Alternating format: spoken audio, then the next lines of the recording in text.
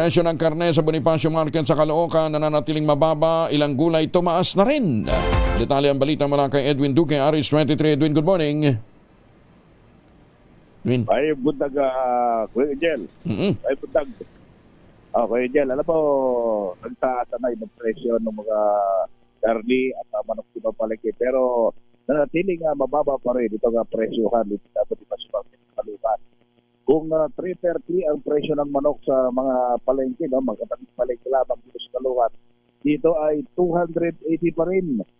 Ayon kay Mang Erning, kaya hindi sila nagtataas dahil 5 piso lang naman ang taas sa merkado, ay matumal. Kaya ininganyo nila yung mga mamimili na mababa pa rin ang presyo sa nila rito sa Bonifacio.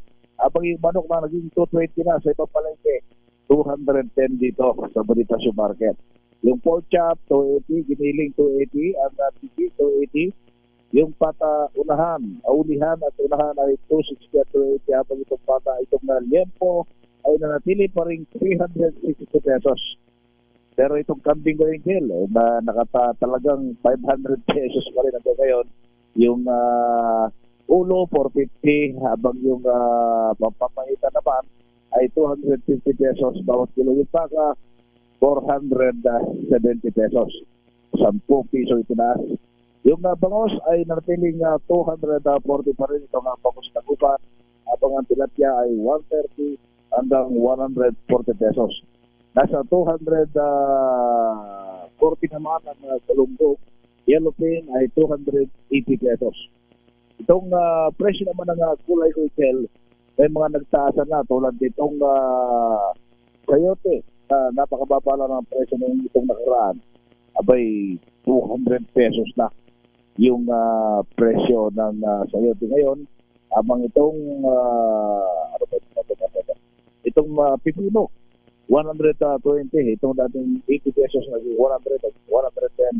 Abay, 120 pesos ngayong umaga. Natili naman 160 ang palaya, kalabasa 60, kamatis 40, meron 50 at ang pinakamagandang klase ay 80 pesos. Yung labanos, ito yung tumaas na rin ng hanggang 100 pesos.